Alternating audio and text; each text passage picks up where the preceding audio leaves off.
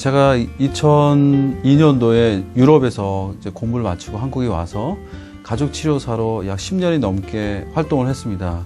그동안 많은 가족들을 만났고요. 아파하고 또 치료가 필요한 많은 가족들을 만나면서 그들 속에서 많은 이야기를 보게 되었습니다. 그래서 제가 경험했던 그런 힐링의 경험들을 같이 공유하기 위해서 책으로 저술하게 되었죠. 뚜렷한 이유 없이 부부관계에 문제가 있을 때 한번 점검해야 될 부분이 뭐냐면 소통입니다. 사실 부부의 사이를 이끌어주는 가장 큰 메커니즘이 있다면 그것은 대화와 소통입니다.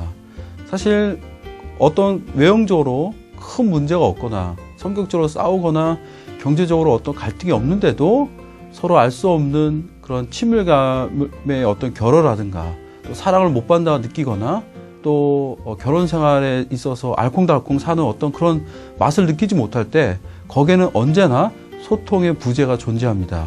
바로 대화의 결핍, 그리고 대화를 한다 할지라도 공감하거나 그리고 경청하지 못하는 그런 대화의 패턴을 갖고 있는 부부 안에 이유 없는 많은 갈등과 아픔을 경험하게 되어지죠.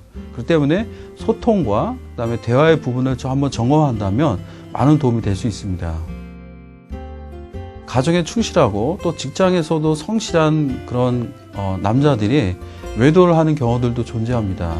사실 가장이 이제 30대, 40대 때는 50대로 넘어가면서 열심히 직장에 성실하게 임하고 그리고 때로는 어떤 직장에서 또 자기 일의 분야에서 성공을 경험하는 가정일 수 있습니다. 그런데 그렇게 열심히 일을 하다 보면 사실 친밀감의 결핍을 느끼게 되어집니다. 외롭거든요. 그리고 이 경쟁 사회 속에서 살아남기 위해서는 더 자신의 감정을 억눌러야 합니다. 그러다 보니까 그 내면 깊은 곳에 올라오는 친밀감의 부재가 사실 하나의 중요한 원인이 되어지죠. 그 친밀감의 부재를 극복하는 방법 중에 하나가 뭐냐면 다른 사람들과의 연대성입니다.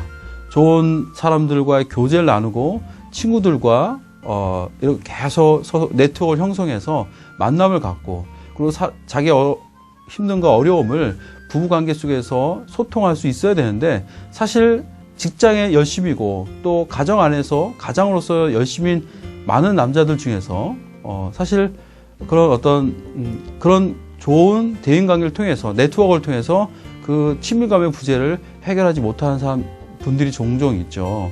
그렇기 때문에 친밀감을 쉽게 얻을 수 있는 방법 중에 하나가 뭐냐면 외도일 수 있습니다.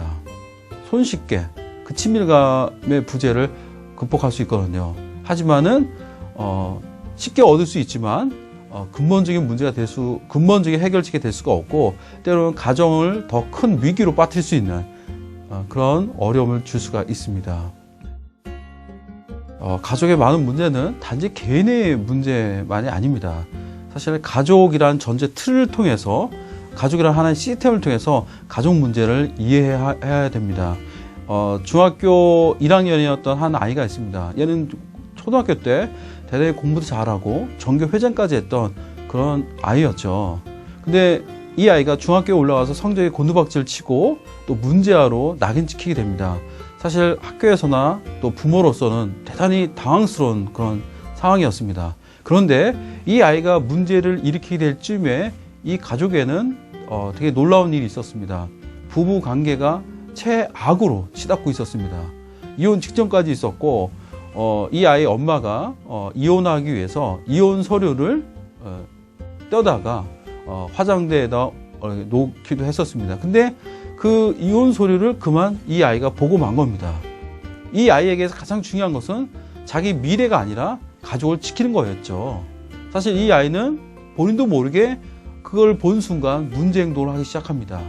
그리고 문제를 일으키고 또 부모의 고민거리가 되어지죠. 자, 그런 순간 놀랍게도 이 가족 안에는 오랫동안 지속되었던 부부 갈등이 완화되기 시작합니다.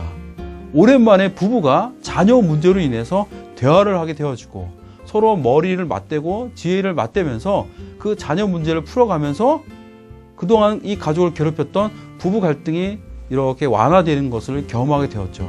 사실 부모의 입장에서는 이 아이가 문제하지만 다른 면에서 보면 이 아이가 이 가족을 구했다고 할 수가 있습니다.